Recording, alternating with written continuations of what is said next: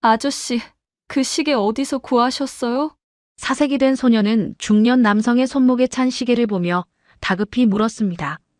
손이 얼어붙은 것처럼 움직일 수가 없었습니다. 눈앞에 있는 남자의 손목, 그 금빛 시계에서 눈을 뗄 수가 없었습니다. 시계줄이며 형태며 하다못해 초침까지 아빠가 차고 계시던 바로 그 시계였습니다. 심장이 빠르게 두근거렸습니다. 갑자기 남자의 표정이 싸늘히 굳어지고 오래전에 구한 겁니다. 표정, 목소리, 손목을 감추는 행동.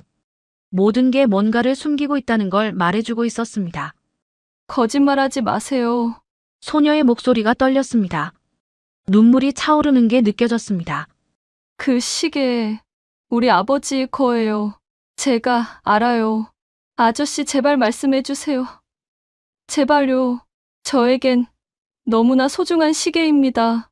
이야기 시작 전에 구독, 좋아요와 함께 어디에서 보고 계신지도 댓글로 남겨주시면 반갑게 인사드리겠습니다. 한겨울, 낮은 회색 하늘 아래 좁은 골목길이 펼쳐집니다. 어둑어둑 해가 지기 시작하면서 골목 입구 가로등 하나가 깜빡이며 불을 밝히기 시작했습니다. 골목 한쪽 구석, 낡은 포장마차 한 대가 자리를 잡고 있었습니다. 포장마차 안에서는 19살 소녀가 풀빵을 뒤집고 있었습니다. 김이 모락모락 올라오는 풀빵 철판 위에서 노릇노릇하게 익어가는 풀빵들이 고소한 냄새를 풍겼습니다. 소녀의 손은 겨울 추위에 트고 갈라져 있었습니다. 낡은 털장갑도 손가락 끝이 다해져서 손톱이 그대로 드러나 있었죠. 풀빵 하나요? 단골 할머니 한 분이 포장마차 앞에 섰습니다. 소녀는 조용히 고개를 끄덕이며 풀빵 3개를 봉지에 담아 건넸습니다. 애야, 요새 잠은 자니? 얼굴이 왜 이렇게 헬쑥해졌어? 할머니가 걱정스러운 눈빛으로 물었습니다. 소녀는 괜찮다는 듯 작게 웃으며 대답했습니다. 괜찮아요, 할머니. 걱정 마세요. 할머니는 한숨을 쉬며 돈을 건네고 천천히 골목을 빠져나갔습니다. 소녀는 다시 철판 위 풀빵을 뒤집기 시작했습니다. 하나, 둘, 셋. 익숙한 손놀림으로 풀빵을 뒤집는 동안 소녀의 표정은 무덤덤했습니다. 감정이라고는 찾아볼 수 없는 얼굴이었죠. 그때였습니다. 비틀거리는 발걸음 소리가 들리더니 술 냄새를 풍기는 중년 남자가 포장마차 앞에 섰습니다. 아줌마, 풀빵. 취객이 큰 소리로 외쳤습니다. 소녀는 침착하게 풀빵을 봉지에 담아 내밀었습니다. 1,000원입니다. 뭐? 1,000원? 이게 1,000원이나 해? 취객이 트집을 잡으려는 듯 목소리를 높였습니다. 하지만 소녀는 표정 하나 변하지 않고 말했습니다. 네, 1,000원입니다. 안 사시면 됩니다. 담담한 목소리였습니다. 취객은 몇 마디 중얼거리다가 결국 돈을 내고 풀빵을 받아갔습니다. 소녀는 그 뒷모습을 무표정하게 바라보다가 다시 철판으로 시선을 돌렸습니다. 잠시 후 젊은 커플이 손을 잡고 포장마차 앞에 섰습니다. 와, 여기 풀빵 파네. 완전 추억이다. 여자가 반가운 듯 말했습니다. 남자도 웃으며 고개를 끄덕였죠. 그러게. 언제 먹어봤더라. 두 사람은 풀빵을 사서 따뜻하게 김이 나는 풀빵을 한 입 베어 물며 행복한 표정을 지었습니다. 소녀는 그 모습을 잠깐 바라봤습니다. 웃고 떠드는 그들의 모습이 마치 다른 세상 사람들 같았습니다. 소녀는 고개를 돌리고 다시 철판을 닦기 시작했습니다. 밤이 깊어지자 손님의 발길도 뜸해졌습니다. 소녀는 포장마차를 정리하기 시작했습니다. 철판을 닦고 남은 풀빵을 작은 통에 담고 낡은 천으로 좌석을 닦아냈습니다. 모든 게 익숙한 손놀림이었습니다. 매일 밤 반복되는 일이었으니까요. 정리를 마친 소녀는 포장마차 옆에 놓인 낡은 가방을 열었습니다. 가방 안쪽 주머니에서 낡은 사진 한 장을 꺼냈습니다. 사진 속에는 활짝 웃고 있는 중년 남자와 어린 소녀가 함께 찍혀 있었습니다. 남자의 손목에는 금빛으로 반짝이는 시계가 채워져 있었죠. 소녀는 사진을 한참 들여다봤습니다. 손가락으로 사진 속 남자의 얼굴을 조심스럽게 쓰다듬었습니다. 그러다가 작게 한숨을 쉬며 사진을 다시 가방 속에 넣었습니다. 아빠. 작게 중얼거린 소녀의 목소리가 겨울밤 찬 공기 속으로 흩어졌습니다. 바로 그때였습니다. 골목 입구 쪽에서 낮은 엔진 소리가 들려왔습니다. 소녀가 고개를 들어보니 검은색 고급 세단 한 대가 골목 입구에 천천히 멈춰 섰습니다. 이 좁고 낡은 골목에는 전혀 어울리지 않는 차였습니다. 차 문이 열리고 한 남자가 내렸습니다. 정확히 말하자면 남자의 구두가 먼저 보였습니다. 윤이 나는 검은색 가죽 구두였습니다. 이어서 깔끔한 정장 바지가 보이고 긴 코트를 입은 남자의 모습이 드러났습니다. 남자는 50대 초반쯤 돼 보였습니다. 회색빛 도는 머리카락이 단정하게 빗어져 있었고 전체적으로 중후한 분위기를 풍겼습니다. 남자는 잠시 골목을 둘러보더니 천천히 포장마차 쪽으로 걸어왔습니다. 소녀는 본능적으로 남자를 바라봤습니다. 이 골목에 어울리지 않는 사람. 그런 생각이 들었습니다. 남자와 소녀의 시선이 공중에서 스쳤습니다. 그 짧은 순간 묘한 긴장감이 흘렀습니다.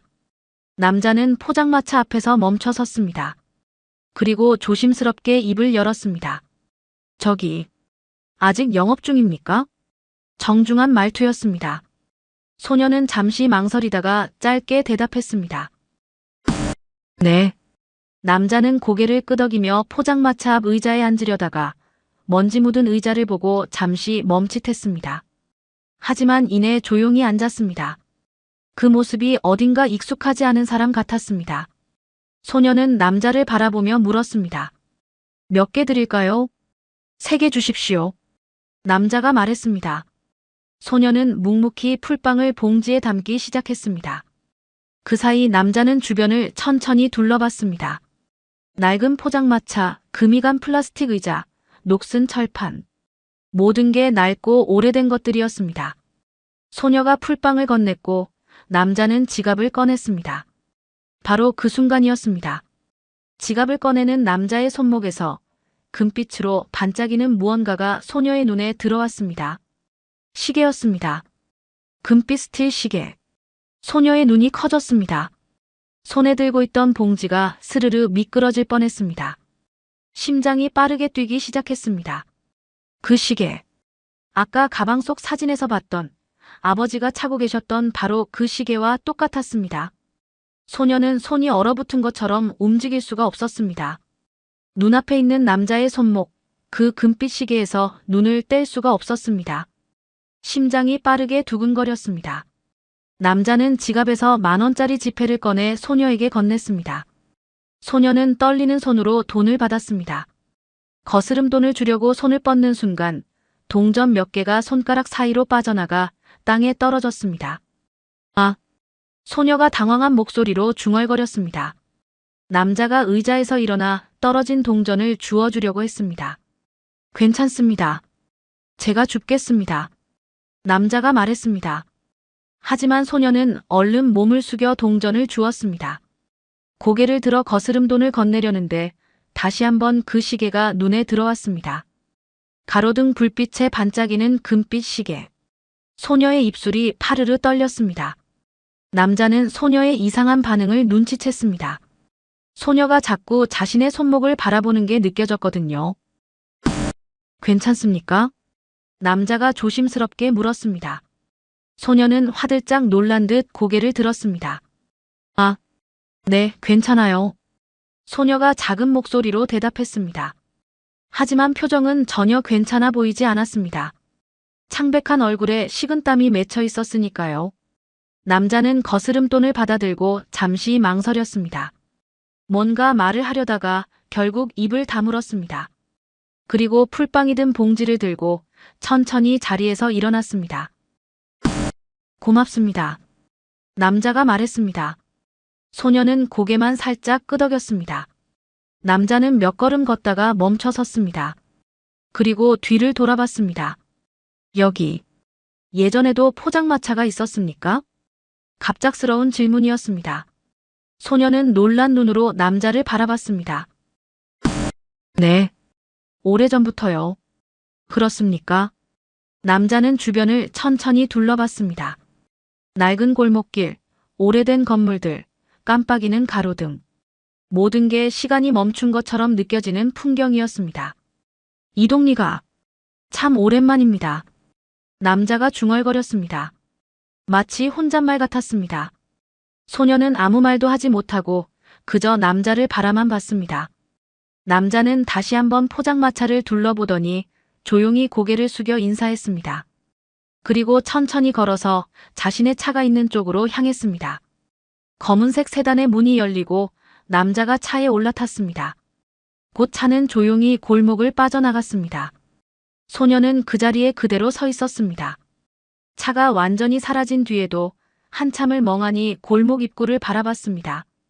그러다가 벌떡 정신을 차리고 포장마차 안으로 들어갔습니다. 소녀는 서둘러 가방을 뒤졌습니다. 그 사진을 다시 꺼냈습니다. 손전등을 켜고 사진을 자세히 들여다봤습니다. 아버지의 손목에 채워진 시계, 금빛으로 빛나는 스틸 시계, 특이한 모양의 시계판, 그리고 6시 방향의 작은 초침이 따로 돌아가는 디자인. 맞아. 똑같아. 소녀가 떨리는 목소리로 중얼거렸습니다. 방금 본 남자의 시계와 사진 속 아버지의 시계가 완전히 똑같았습니다. 우연이라고 하기엔 너무 똑같았습니다. 소녀는 급하게 휴대전화를 꺼냈습니다. 인터넷 검색창에 금빛 시계, 스틸 시계, 빈티지 시계 같은 단어들을 쳐봤습니다.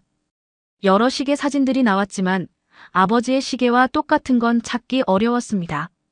한참을 검색하다가 소녀는 어느 중고 시계 사이트에서 비슷한 시계를 발견했습니다.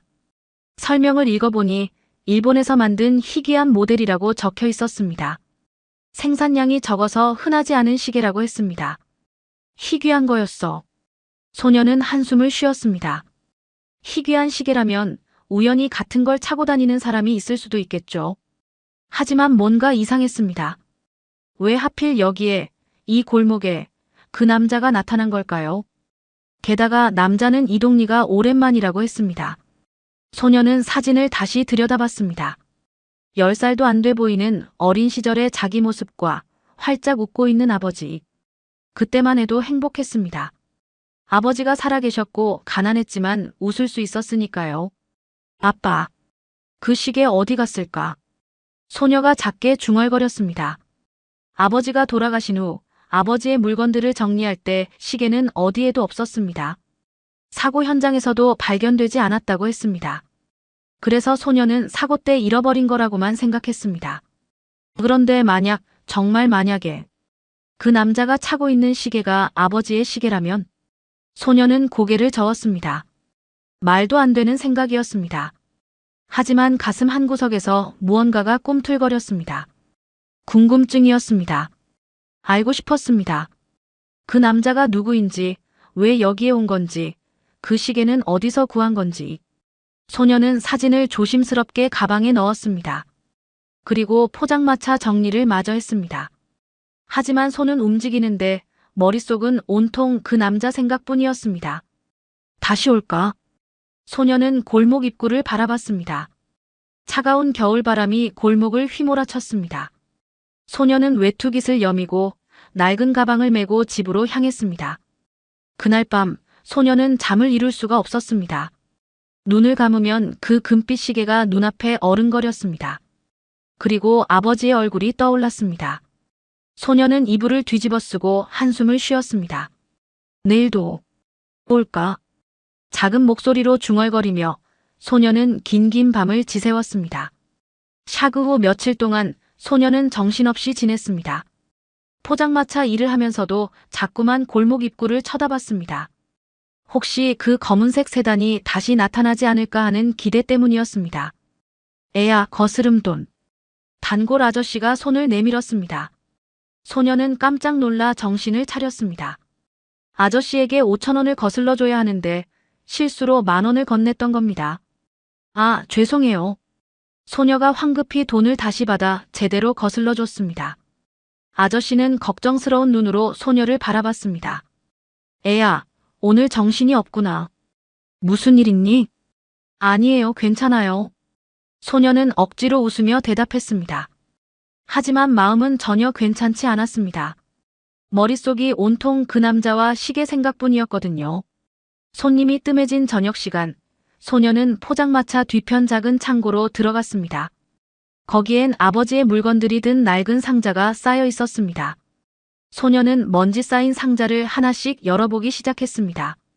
오래된 옷가지들, 낡은 지갑, 색이 바랜 수첩. 아버지의 손때가 묻은 물건들이 하나씩 나왔습니다. 소녀는 조심스럽게 물건들을 꺼내며 살펴봤습니다. 혹시 시계와 관련된 영수증이나 메모라도 있을까 싶어서였습니다. 한참을 뒤지다가 소녀는 작은 수첩 하나를 발견했습니다. 아버지의 필기체로 빼곡하게 적힌 메모들이 있었습니다. 대부분은 일상적인 내용이었습니다.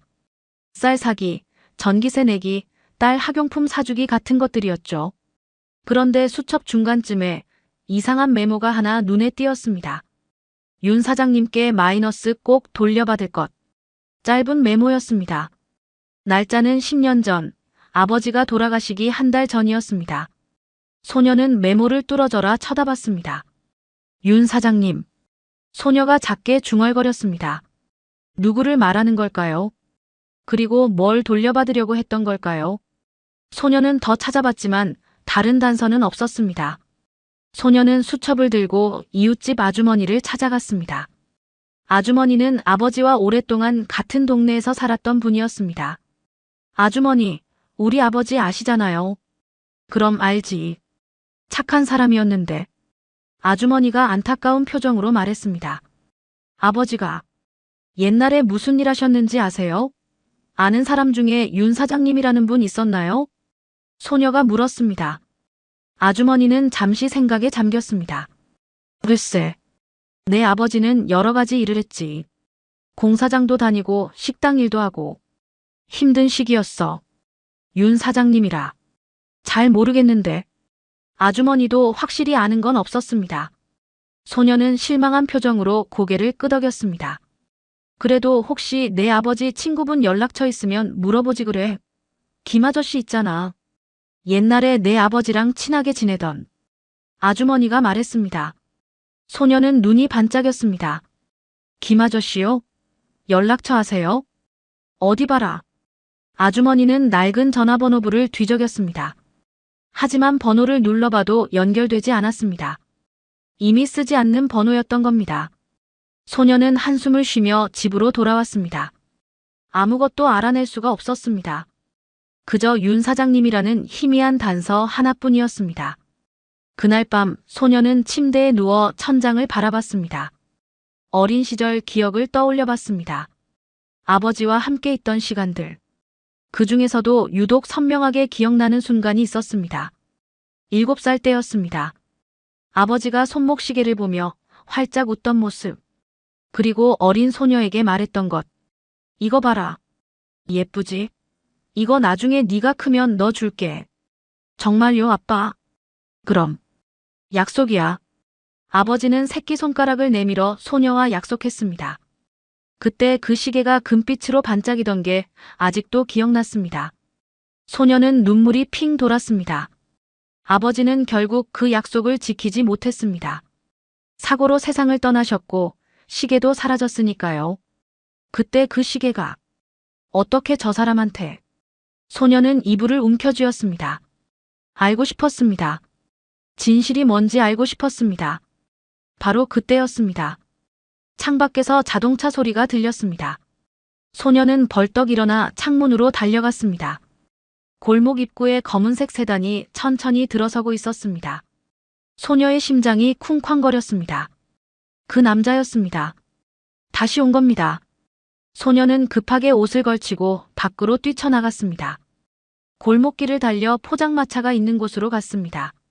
하지만 이미 영업시간이 아니었습니다. 포장마차는 닫혀 있었고 골목은 어둠에 잠겨 있었습니다. 남자는 차에서 내려 포장마차 앞에 서 있었습니다. 닫혀있는 포장마차를 한참 바라보더니 천천히 고개를 돌렸습니다. 그리고 어둠 속에서 달려오는 소녀를 발견했습니다. 두 사람의 시선이 마주쳤습니다. 가로등 아래에서 차가운 겨울밤 공기 속에서 소녀와 남자가 마주 섰습니다. 소녀는 숨을 헐떡이며 남자를 바라봤습니다. 남자는 놀란 듯 소녀를 쳐다봤습니다. 영업 안 하는 줄 알았습니다. 남자가 먼저 입을 열었습니다. 소녀는 잠시 말을 못하다가 떨리는 목소리로 물었습니다. 왜? 안 오셨어요? 뜻밖의 질문이었습니다. 남자는 잠시 당황한 표정을 지었습니다. 바빴습니다. 거짓말. 소녀가 말했습니다. 남자는 입을 다물었습니다. 긴 침묵이 흘렀습니다. 찬바람이 골목을 휘감았습니다. 소녀는 용기를 내어 다시 입을 열었습니다. 물어볼 게 있어요. 남자는 소녀를 조용히 바라봤습니다. 그리고 천천히 고개를 끄덕였습니다. 그 시계. 소녀가 떨리는 목소리로 말을 꺼냈습니다. 남자의 표정이 굳어졌습니다. 그는 본능적으로 손목을 감췄습니다. 그 시계. 어디서 구하셨어요? 소녀가 다시 물었습니다. 남자는 한참 동안 대답하지 않았습니다. 그저 소녀를 조용히 바라만 봤습니다. 가로등 불빛 아래 남자의 얼굴에는 묘한 감정이 스쳐 지나갔습니다. 오래전에 받은 겁니다. 남자가 마침내 입을 열었습니다. 목소리가 평소보다 낮았습니다. 누구한테요? 소녀가 다그치듯 물었습니다. 남자는 시선을 피했습니다. 지인입니다. 오래된 일이라 잘 기억나지 않습니다. 거짓말이었습니다. 소녀는 그걸 느낄 수 있었습니다. 남자의 표정, 목소리, 손목을 감추는 행동. 모든 게 뭔가를 숨기고 있다는 걸 말해주고 있었습니다. 거짓말하지 마세요. 소녀의 목소리가 떨렸습니다. 눈물이 차오르는 게 느껴졌습니다. 그 시계. 우리 아버지 거예요. 제가 알아요.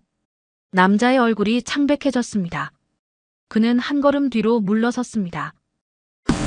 무슨 말씀을 하시는 겁니까? 사진 봤어요. 우리 아버지가 그 시계 차고 계셨어요. 똑같은 시계예요. 소녀가 말했습니다. 남자는 입술을 굳게 다물었습니다. 그리고 천천히 고개를 저었습니다. 지금은 말씀드릴 수 없습니다. 죄송합니다. 남자가 돌아서려 했습니다. 소녀는 앞을 가로막았습니다. 왜요? 왜 말 못해요? 우리 아버지 아셨던 거 맞죠? 비켜주십시오. 싫어요. 말해주세요. 소녀의 목소리가 커졌습니다. 남자는 괴로운 표정을 지었습니다. 그는 잠시 망설이다가 조용히 말했습니다. 다음에 얘기하겠습니다. 지금은 안 됩니다. 그리고 남자는 소녀를 지나쳐 차로 향했습니다.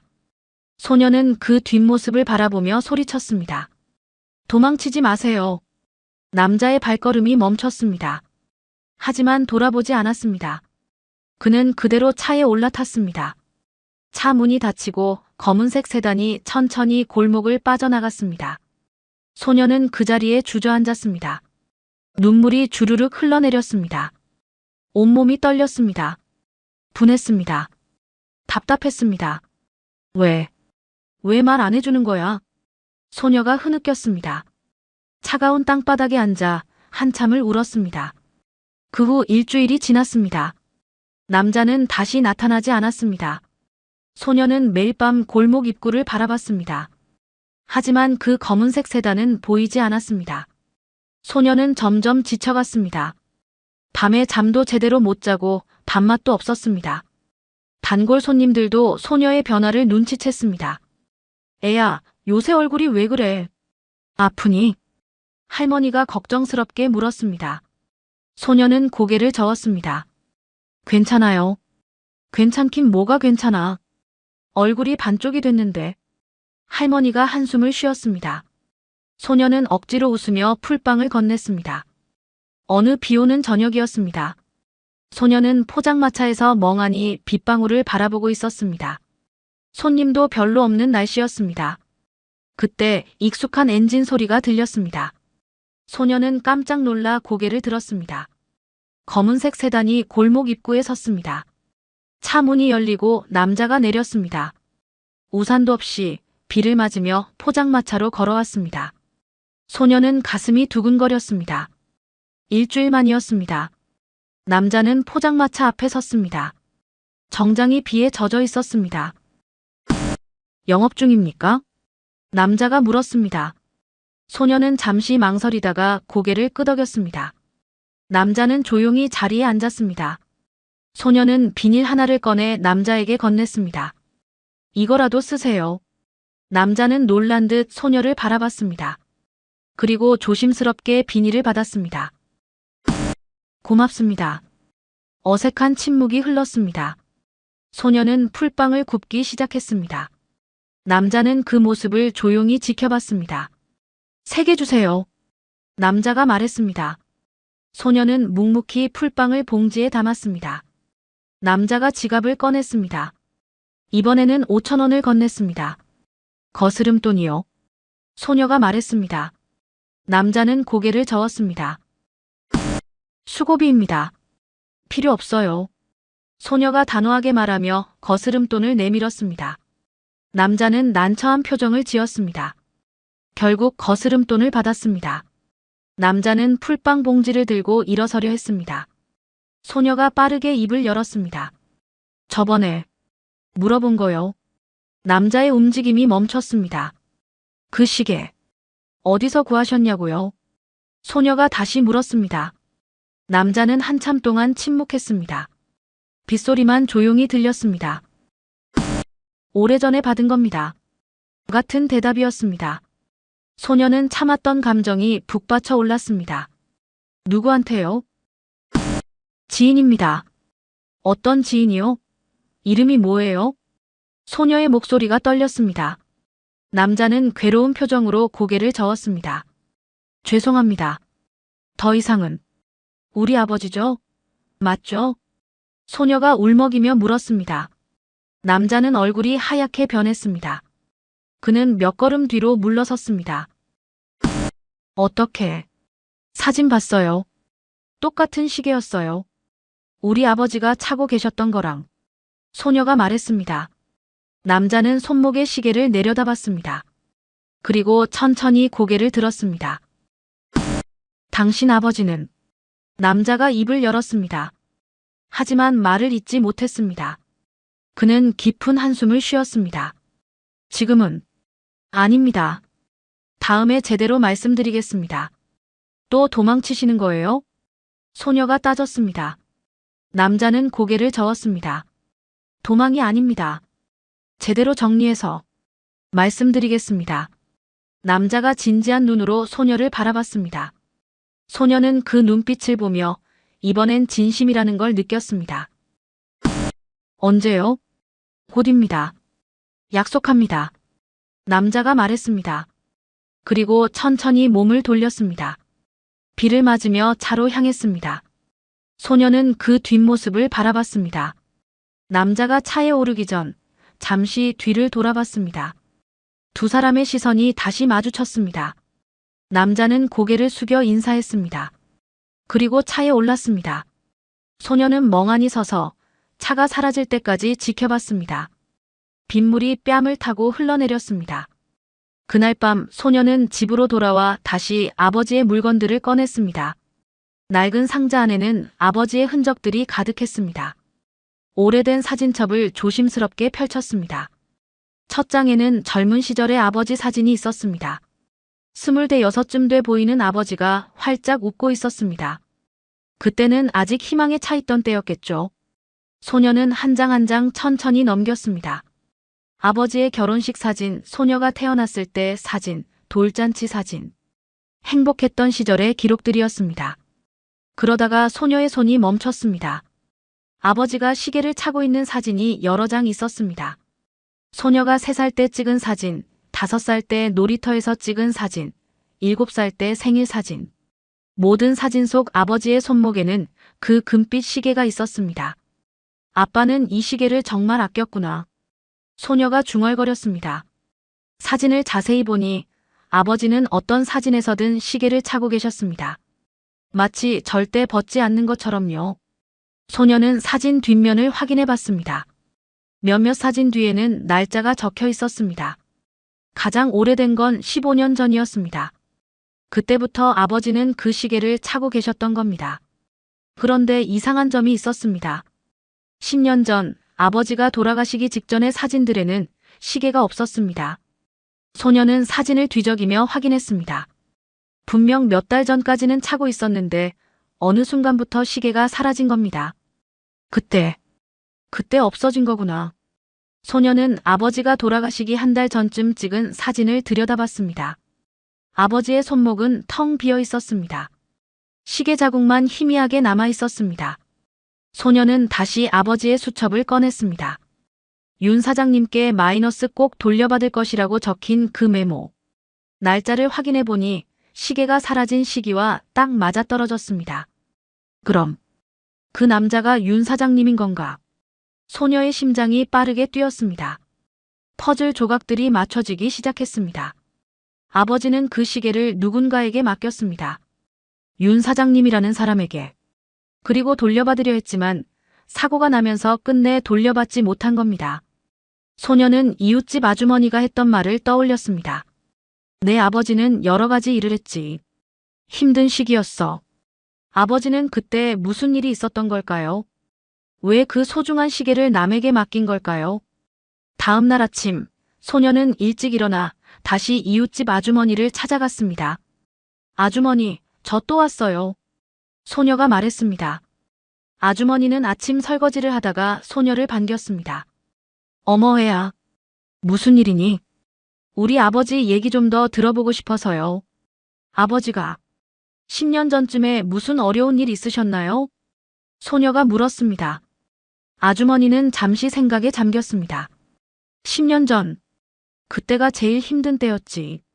내 아버지가 다니던 공사장이 부도가 났어. 몇 달치 월급을 못 받았거든. 정말요? 그럼. 그때 내 아버지가 얼마나 힘들어했는지 몰라. 너 키우느라 돈이 필요했는데. 아주머니가 안타까운 표정으로 말했습니다. 소녀는 가슴이 아팠습니다. 그때 자신은 7살이었습니다. 아무것도 모르고 아버지에게 장난감을 사달라고 졸랐던 기억이 났습니다. 그래서 내 아버지가 여기저기 돈을 빌리려고 많이 다녔어. 은행은 안 되니까. 아는 사람들한테 부탁했었지. 그때 윤 사장님이라는 분한테도 갔을까요? 소녀가 물었습니다.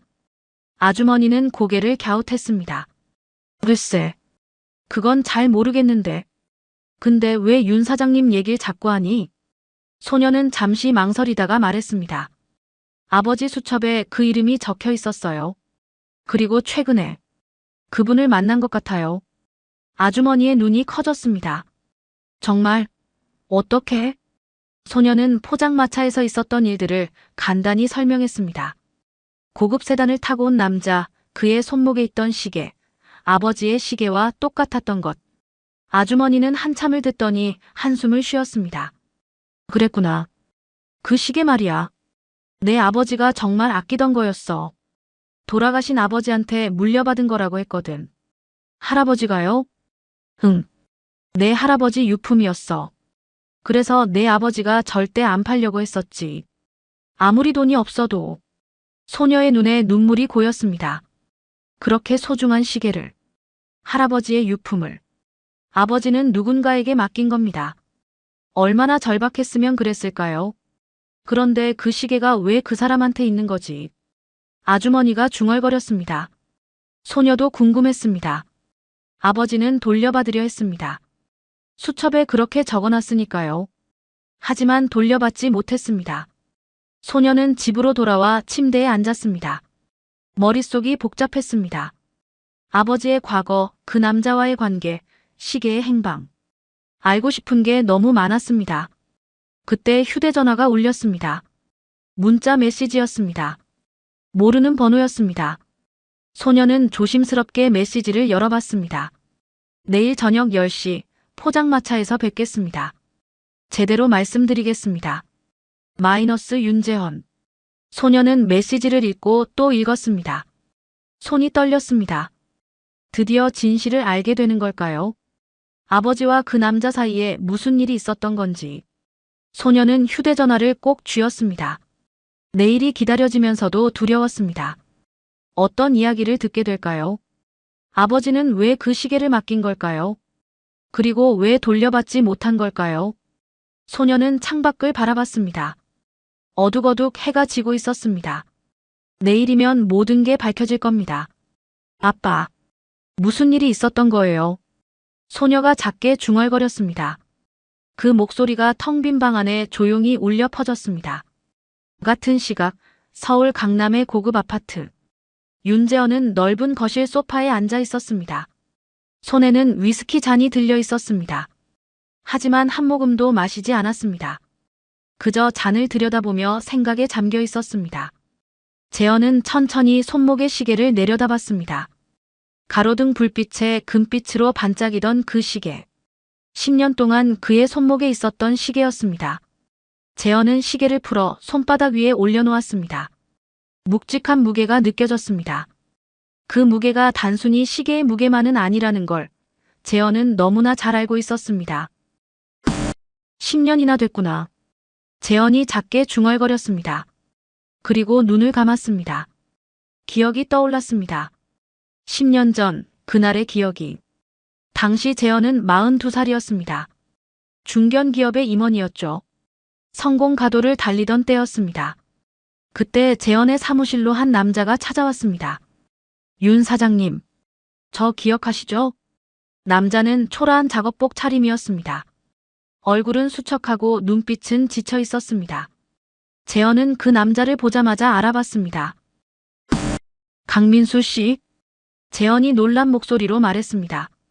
강민수. 재현이 젊은 시절 작은 공장에서 일할 때 알게 된 사람이었습니다.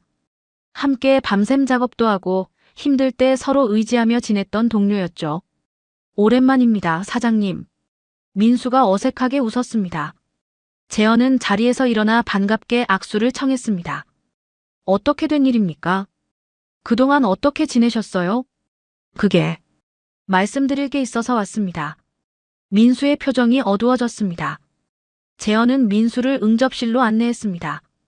커피를 권했지만 민수는 사양했습니다. 무슨 일이십니까? 재현이 물었습니다. 민수는 한참을 망설이다가 입을 열었습니다. 사실은 돈을 좀 빌려주실 수 있을까 해서요. 재현은 놀라지 않았습니다. 민수의 행색을 보면 짐작할 수 있었으니까요. 얼마나 필요하십니까? 2천만 원. 아니, 1,500만 원만이라도. 민수의 목소리가 떨렸습니다. 재현은 조용히 민수를 바라봤습니다. 무슨 일이 있으셨습니까? 민수는 고개를 숙였습니다.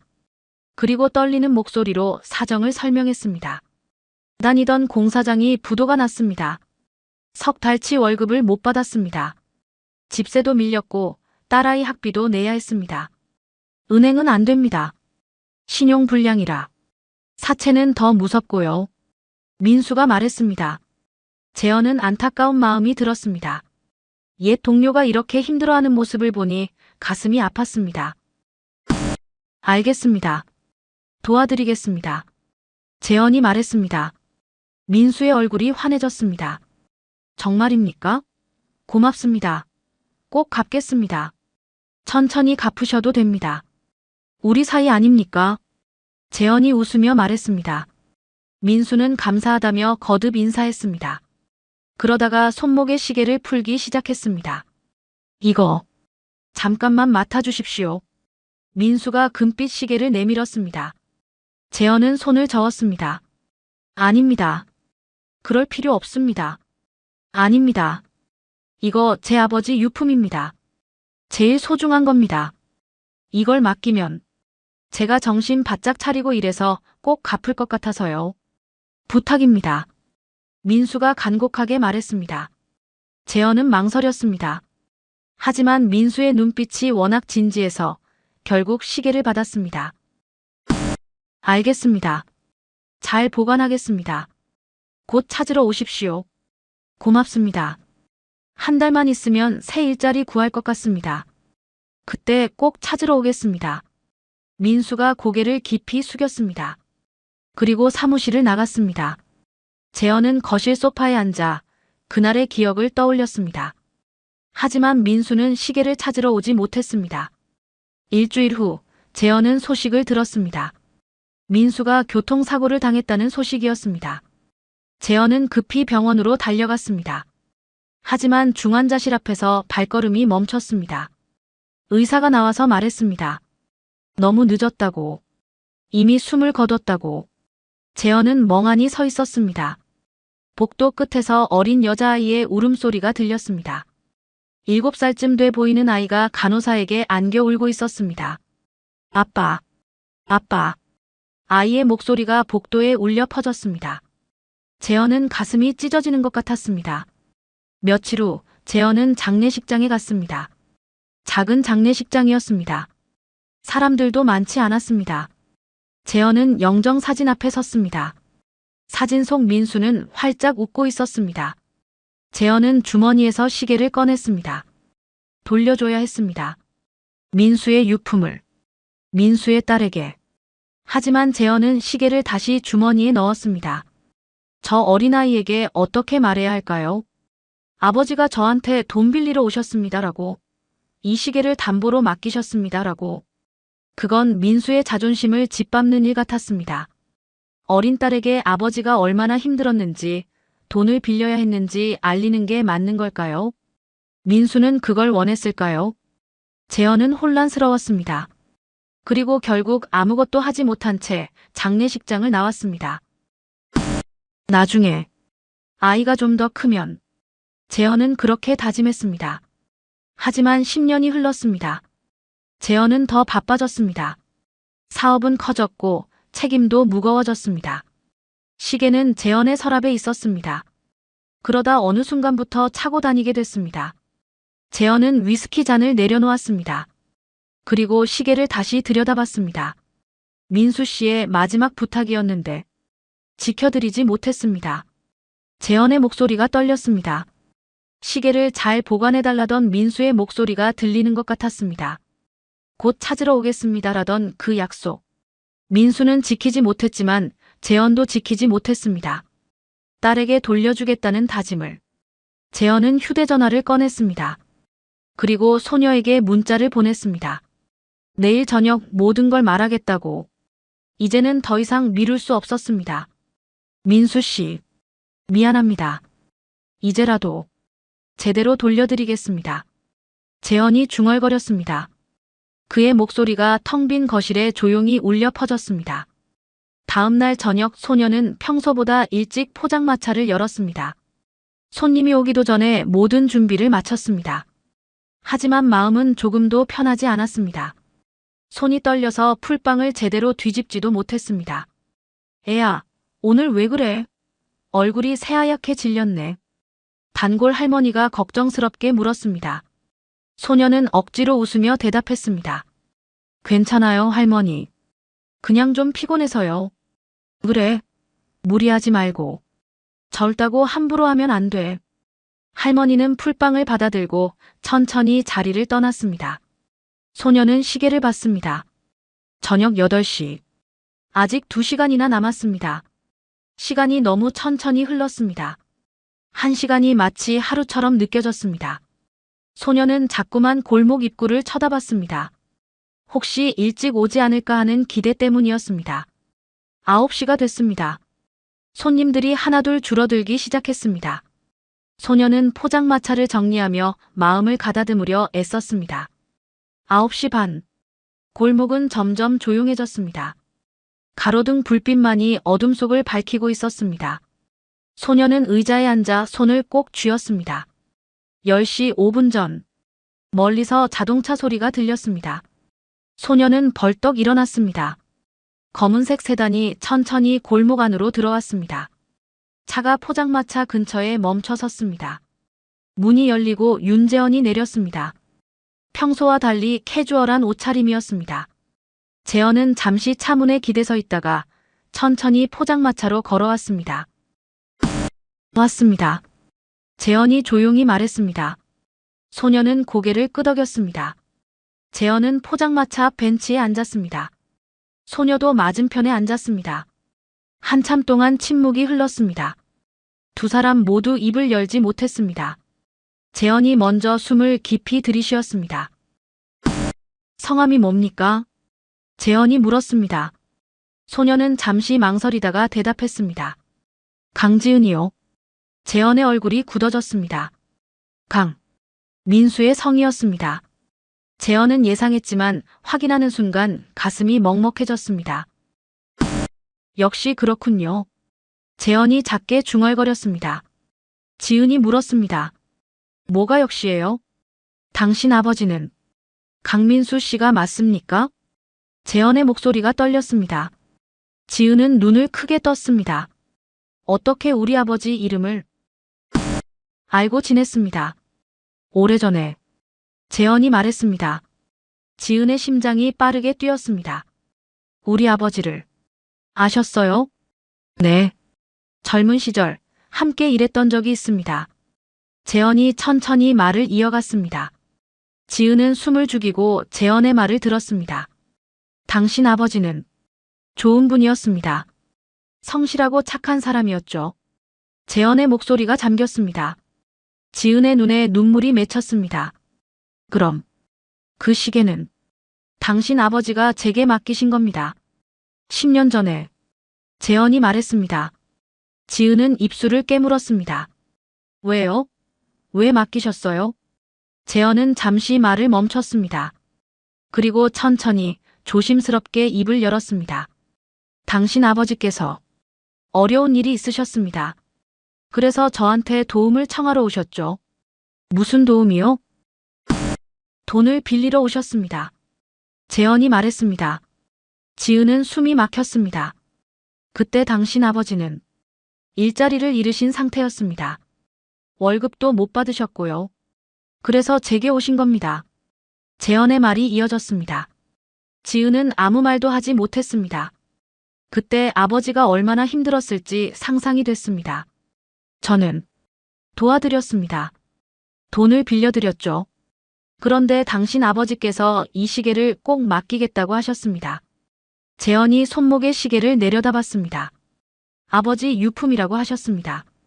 이걸 맡기면 꼭 갚으러 올 것 같다고. 그래서 잠깐만 보관해달라고 하셨죠. 지은의 눈물이 주르륵 흘러내렸습니다. 아버지의 마음이 느껴졌습니다. 얼마나 절박했으면 그 소중한 시계를 맡긴 걸까요? 그런데 재현의 목소리가 더욱 떨렸습니다. 당신 아버지는 시계를 찾으러 오지 못하셨습니다. 일주일 후에 사고가 났습니다. 알아요. 교통사고였어요. 지은이 울먹이며 말했습니다. 재현은 고개를 끄덕였습니다. 저는 장례식장에 갔습니다. 시계를 돌려드리려고요. 하지만 당신을 봤습니다. 7살짜리 어린아이가 울고 있는 걸. 재현이 눈을 감았습니다. 저는 다가갈 수가 없었습니다. 어린아이에게 뭐라고 말해야 할지 몰랐습니다.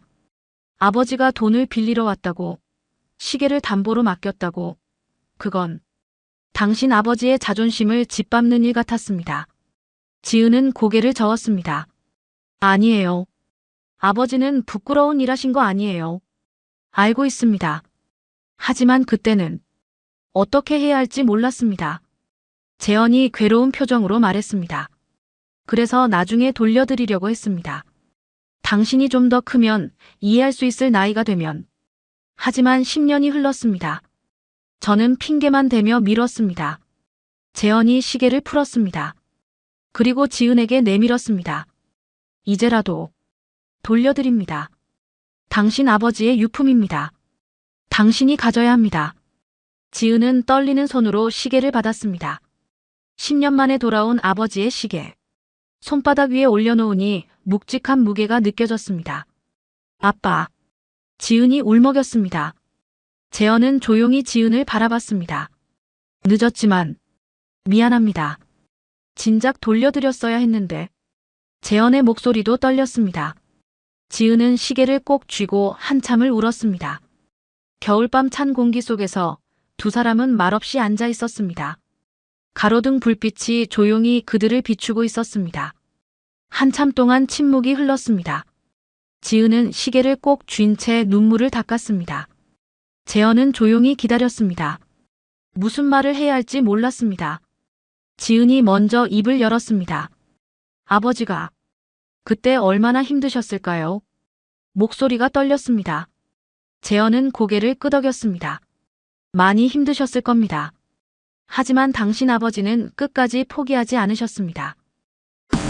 어떤 분이셨어요? 제 기억 속 아버지는 너무 희미해요.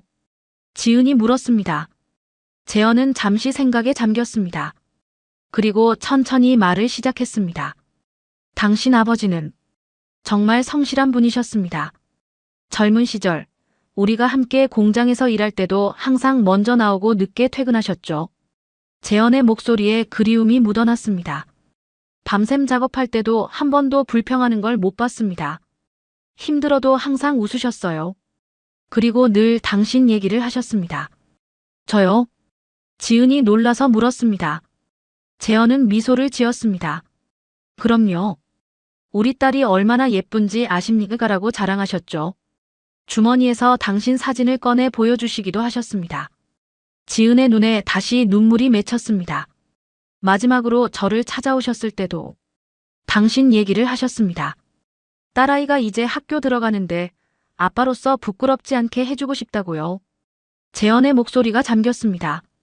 지은은 입술을 깨물었습니다. 아버지는 저한테 한 번도 힘든 내색을 안 하셨어요. 항상 웃으셨어요. 좋은 아버지셨습니다. 당신을 정말 사랑하셨어요. 재현이 말했습니다. 지은은 시계를 쓰다듬었습니다. 시계 뒷면에 작은 글씨가 새겨져 있었습니다. 영원이라는 한글 2글자였습니다. 이게 할아버지 유품이었죠? 지은이 물었습니다. 재현은 고개를 끄덕였습니다. 네. 당신 아버지께서 그렇게 말씀하셨습니다. 아버지에게 물려받은 거라고. 그래서 더 소중히 여기셨던 것 같습니다. 그런 걸 맡기셨다는 게. 지은의 목소리가 떨렸습니다. 재현은 조용히 말했습니다. 그만큼 절박하셨던 겁니다. 그리고 저를 믿으셨던 거겠죠. 아저씨가 아니었으면 아버지는 어떻게 됐을까요? 지은이 물었습니다. 재현은 잠시 말을 멈췄습니다. 잘 모르겠습니다. 하지만 제가 더 일찍, 더 많이 도와드렸어야 했습니다. 그랬다면 재현의 목소리가 끊어졌습니다. 지은은 고개를 저었습니다. 아니에요. 아저씨 잘못이 아니에요. 도와주신 것만으로도 감사해요. 감사할 일이 아닙니다. 저는 당신 아버지께 빚진 사람입니다. 재현이 말했습니다. 지은은 고개를 갸웃했습니다. 무슨 말씀이세요? 재현은 깊은 한숨을 쉬었습니다. 그리고 천천히 입을 열었습니다. 제가 처음 공장에 들어갔을 때 아무것도 모르는 신입이었습니다. 당신 아버지가 저를 가르쳐 주셨죠. 밤늦게까지 남아서 기술을 알려주셨습니다. 재현의 눈빛이 멀어졌습니다. 과거를 떠올리는 듯 했습니다. 한 번은 제가 큰 실수를 했습니다. 기계를 잘못 다뤄서 불량품이 나왔죠. 잘릴 뻔했는데 당신 아버지가 대신 책임을 지셨습니다. 정말요? 네. 그때 당신 아버지께서 괜찮다, 실수는 누구나 한다고 하셨습니다. 저는 그 은혜를 평생 잊지 못했습니다. 재현이 말했습니다. 지은은 처음 듣는 이야기에 놀랐습니다. 그래서 당신 아버지가 찾아오셨을 때 당연히 도와야 한다고 생각했습니다. 하지만 재현의 목소리가 떨렸습니다. 충분하지 않았습니다. 더 많이 챙겼어야 했는데, 더 자주 연락했어야 했는데.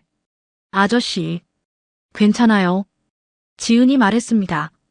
재현은 고개를 저었습니다. 괜찮지 않습니다. 당신 아버지는 저를 찾아오시기 전에 얼마나 망설이셨을까요? 자존심도 꺾고 용기 내서 오셨을 텐데.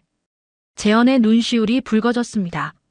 그런데 저는 10년 동안 시계만 가지고 있었습니다. 당신에게 돌려주지도 않고 아무것도 하지 않았습니다. 하지만 이제 돌려주셨잖아요. 지은이 말했습니다. 재현은 쓸쓸하게 웃었습니다. 너무 늦었습니다. 아니에요. 지은이 시계를 들어 올렸습니다. 가로등 불빛에 금빛으로 반짝였습니다. 이제라도 돌아왔잖아요. 제가 아버지 대신 받았어요. 지은의 목소리가 따뜻했습니다. 재현은 그 목소리를 들으며 조금은 위안을 받았습니다. 당신은 아버지를 많이 닮으셨습니다. 재현이 말했습니다. 지은은 작게 웃었습니다. 그래요? 네. 착하고 따뜻합니다. 재현이 말했습니다. 두 사람은 잠시 조용히 앉아 있었습니다. 바람이 불어왔습니다. 차가운 겨울바람이었습니다. 하지만 두 사람의 마음은 조금 따뜻해진 것 같았습니다. 아저씨. 지은이 조심스럽게 입을 열었습니다. 네. 용서해요. 지은의 말에 재현은 눈을 크게 떴습니다. 늦게 돌려주신 것도, 10년 동안 가지고 계신 것도 다 용서해요. 아저씨도 힘드셨을 거예요. 지은이 말했습니다. 재현의 눈에 눈물이 고였습니다. 고맙습니다. 재현의 목소리가 떨렸습니다. 지은도 눈물을 흘렸습니다. 두 사람은 말없이 서로를 바라봤습니다. 10년의 시간이 만들어낸 상처와 그리움과 후회가 조금씩 치유되고 있었습니다. 눈이 내리기 시작했습니다. 하얀 눈송이가 조용히 골목을 덮어갔습니다. 포장마차 위에도 두 사람의 어깨 위에도 눈이 쌓였습니다. 재현은 천천히 자리에서 일어났습니다. 이제 가봐야겠습니다. 네. 지은도 일어났습니다. 재현은 지은을 바라봤습니다. 잘 사십시오. 아저씨도요. 재현은 고개를 숙여 인사했습니다. 그리고 천천히 차로 향했습니다. 지은은 그 뒷모습을 지켜봤습니다. 차 문을 열기 전 재현이 다시 한번 돌아봤습니다. 당신 아버지는 자랑스러워하실 겁니다. 이렇게 씩씩하게 자란 딸을. 재현이 말했습니다. 지은은 눈물을 흘리며 고개를 끄덕였습니다. 재현은 차에 올랐습니다. 검은색 세단이 천천히 골목을 빠져나갔습니다. 지은은 한참을 그 자리에 서 있었습니다. 손 안의 시계를 꼭 쥐고서 눈은 계속 내렸습니다. 사흘 후 지은은 포장마차에서 평소처럼 풀빵을 굽고 있었습니다. 하지만 마음은 평소와 달랐습니다. 시계를 돌려받은 후 뭔가 달라진 것 같았습니다. 무거웠던 짐을 조금 내려놓은 기분이었습니다. 애야, 오늘 표정이 좀 밝아 보이네. 단골 할머니가 말했습니다. 지은은 작게 웃으며 풀빵을 건넸습니다. 그런가요? 그럼. 요새 한동안 안 좋아 보이더니. 무슨 좋은 일 있니? 잃어버렸던 걸 찾았어요. 지은이 대답했습니다. 할머니는 고개를 끄덕이며 웃었습니다. 그래, 다행이구나. 잃어버린 게 돌아오면 참 기쁘지. 할머니가 자리를 뜨고 지은은 잠시 일손을 멈췄습니다. 가방 속에서 작은 천으로 싼 시계를 꺼냈습니다. 조심스럽게 천을 풀어 시계를 들여다봤습니다. 금빛 스틸 시계. 아버지가 차고 계셨던 그 시계. 이제 지은의 손에 있었습니다. 지은은 시계를 손목에 채워봤습니다. 손목이 가늘어서 시계가 헐거웠습니다. 조금 우스꽝스러워 보였지만 지은은 행복했습니다. 아빠, 이게 저한테 온 거죠? 지은이 작게 중얼거렸습니다. 시계의 초침이 똑딱똑딱 움직였습니다. 살아있는 것처럼 느껴졌습니다. 그때 익숙한 엔진 소리가 들렸습니다. 지은은 고개를 들었습니다. 검은색 세단이 골목 입구에 멈춰 섰습니다. 지은의 심장이 뛰었습니다. 재현이 차에서 내렸습니다. 손에는 작은 상자를 들고 있었습니다. 지은은 놀란 눈으로 재현을 바라봤습니다. 또 오셨어요. 지은이 말했습니다. 재현은 조금 어색하게 웃었습니다. 네. 드릴 게 있어서요. 재현이 포장마차 앞에 섰습니다. 그리고 상자를 내밀었습니다. 이게 뭐예요? 열어보십시오. 지은은 조심스럽게 상자를 열었습니다. 안에는 시계줄이 들어있었습니다. 가죽으로 만든 여성용 시계줄이었습니다. 시계가 너무 헐거워 보이더군요. 그래서 준비했습니다. 재현이 말했습니다. 지은은 놀라서 재현을 바라봤습니다. 어떻게? 사흘 전 당신이 시계를 차봤을 때 봤습니다. 손목이 가늘어서 맞지 않는 것 같아서요. 재현이 조용히 설명했습니다. 지은의 눈에 눈물이 맺혔습니다. 고마워요. 정말 고마워요. 지은이 떨리는 목소리로 말했습니다. 재현은 고개를 저었습니다. 아닙니다. 이것도 제가 해야 할 일이었습니다. 재현이 잠시 망설이더니 말을 이었습니다. 그리고 하나 더 있습니다. 재현이 주머니에서 봉투 하나를 꺼냈습니다. 두툼한 봉투였습니다. 지은은 의아한 눈으로 바라봤습니다. 이건 당신 아버지께서 빌려가신 돈입니다. 원금과 10년치 이자를 계산했습니다. 재현이 말했습니다. 지은은 깜짝 놀랐습니다. 아니에요. 이건 못 받아요. 받으십시오. 당신 아버지는 꼭 갚으려고 하셨습니다. 그런데 못 갚으셨죠. 이건 당신 아버지의 빚입니다. 재현이 단호하게 말했습니다. 지은은 고개를 저었습니다. 아버지가 못 갚으신 건 아버지 잘못이 아니에요. 사고 때문이었잖아요. 알고 있습니다. 하지만 당신이 받아야 합니다. 당신 아버지의 자존심을 위해서라도. 재현의 목소리가 떨렸습니다. 지은은 입술을 깨물었습니다. 저는 아버지 빚까지 물려받고 싶지 않아요. 빚이 아닙니다. 재현이 말했습니다. 이건 당신 아버지의 성실함에 대한 보답입니다. 당신 아버지는 분명 갚으셨을 겁니다. 시간만 있었다면. 그러니 이건 당신이 받을 자격이 있습니다. 재현이 봉투를 포장마차 위에 조심스럽게 놓았습니다. 지은은 봉투를 바라보며 눈물을 흘렸습니다. 정말 고마워요. 아저씨. 지은이 울먹였습니다. 재현은 조용히 미소를 지었습니다. 아닙니다. 오히려 제가 고맙습니다. 용서해 주셔서. 두 사람은 잠시 말없이 서로를 바라봤습니다. 겨울밤 차가운 공기 속에서 따뜻한 온기가 흘렀습니다. 풀빵. 3개 주십시오. 재현이 말했습니다. 지은은 눈물을 닦으며 웃었습니다. 네. 지은은 정성스럽게 풀빵을 골라 봉지에 담았습니다. 가장 잘 익은 것들로 재현에게 건넸습니다. 감사합니다. 재현이 돈을 내밀었습니다. 지은은 거스름돈을 주려 했습니다. 하지만 재현은 손을 저었습니다. 오늘은 수고비입니다. 받으십시오. 재현이 웃으며 말했습니다. 지은도 웃었습니다. 네. 재현은 풀빵을 들고 벤치에 앉았습니다. 하나를 꺼내 베어 물었습니다. 따뜻하고 달콤한 맛이 입안에 퍼졌습니다. 맛있습니다. 재현이 말했습니다. 지은은 수줍게 웃었습니다. 자주 오세요. 또 만들어 드릴게요. 그럴까요? 재현이 물었습니다. 지은은 고개를 끄덕였습니다. 네. 이제 아저씨는 무서운 사람이 아니니까요. 지은의 말에 재현은 조금 놀랐습니다. 무서웠습니까? 처음엔. 네. 시계 때문에. 근데 이제는 아니에요. 지은이 솔직하게 말했습니다. 재현은 쓸쓸하게 웃었습니다. 그랬군요. 미안합니다. 아니에요. 이해해요. 지은이 말했습니다. 재현은 풀빵을 다 먹고 일어났습니다. 그럼 다음에 또 오겠습니다. 네. 조심히 가세요. 재현은 차로 향했습니다. 차에 오르기 전 한 번 더 뒤를 돌아봤습니다. 지은이 손을 흔들었습니다.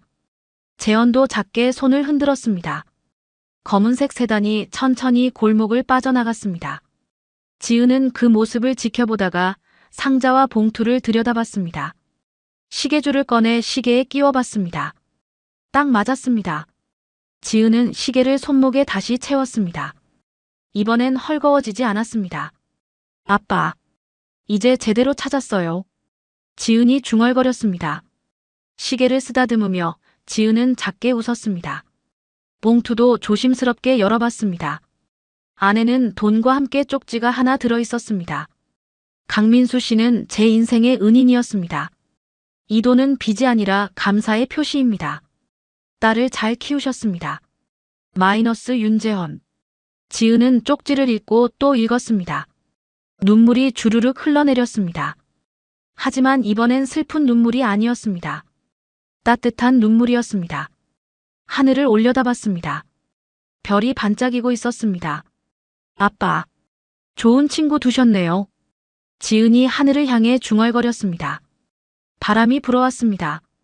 마치 아버지의 대답 같았습니다. 지은은 시계를 다시 한번 들여다봤습니다. 초침이 똑딱똑딱 움직이고 있었습니다. 멈춰있던 시간이 다시 흐르기 시작한 것 같았습니다. 한 달이 흘렀습니다. 겨울이 지나가고 봄 기운이 조금씩 느껴지기 시작했습니다.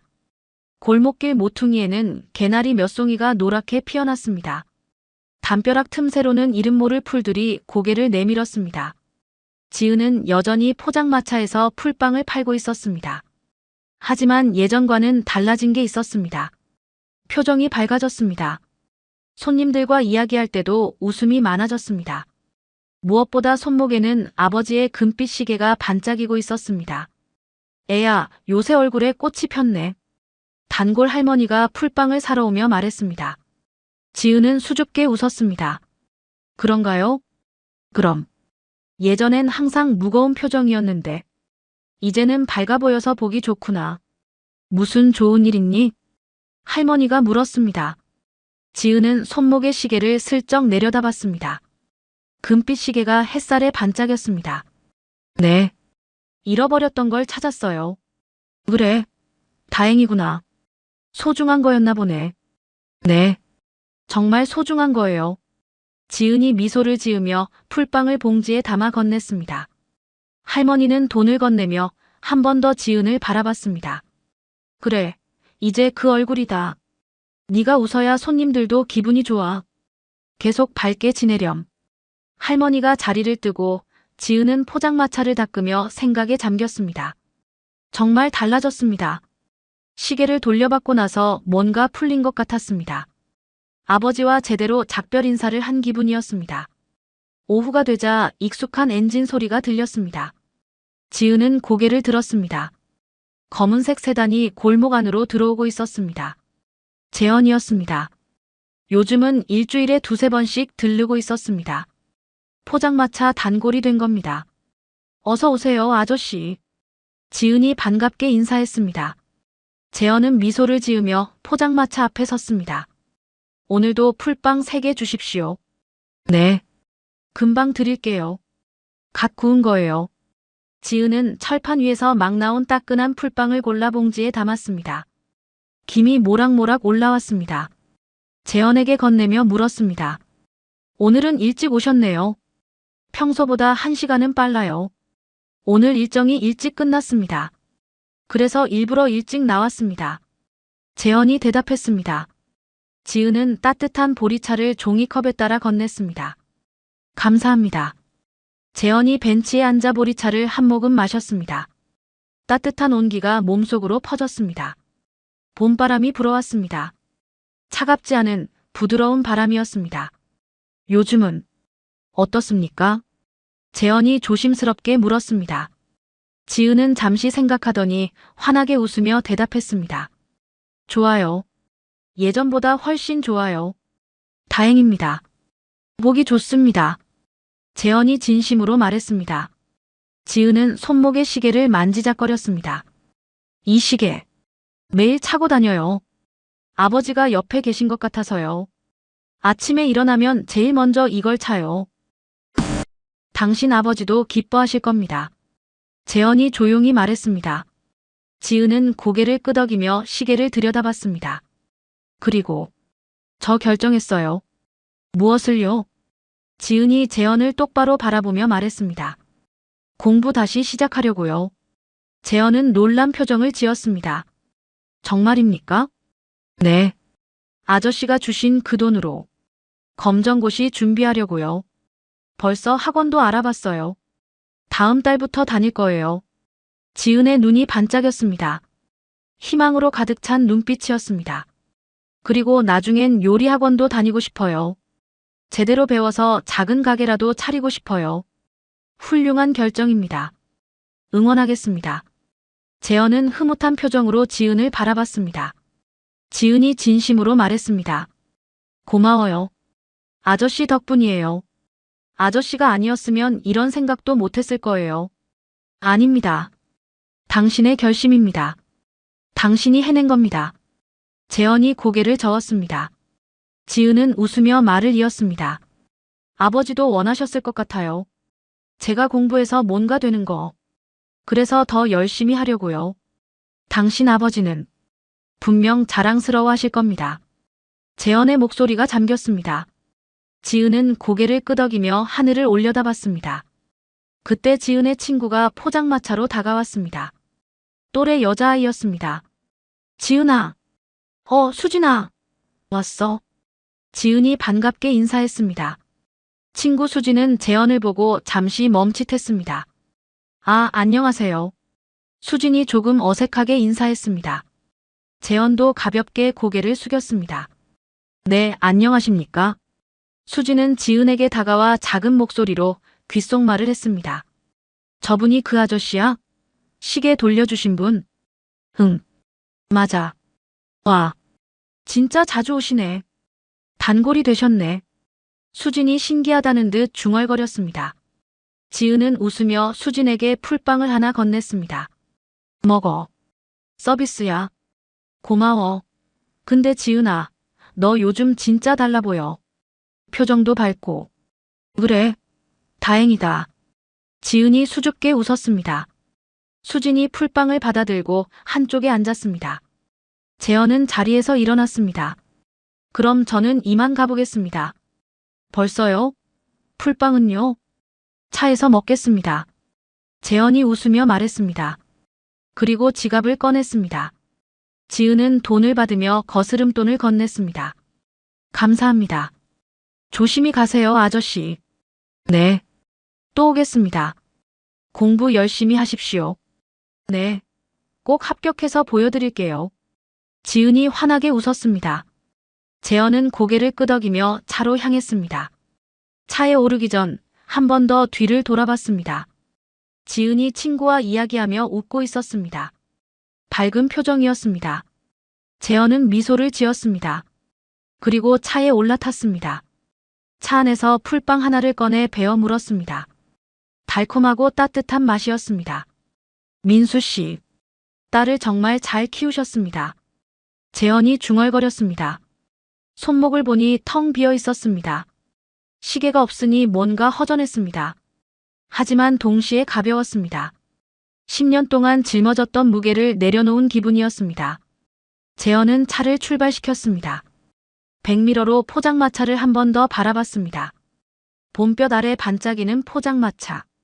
그리고 환하게 웃고 있는 지은의 모습. 재현은 조용히 골목을 빠져나갔습니다. 저녁이 되자 손님들이 하나둘 줄어들었습니다. 지은은 포장마차를 정리하기 시작했습니다. 수진이 도와주었습니다.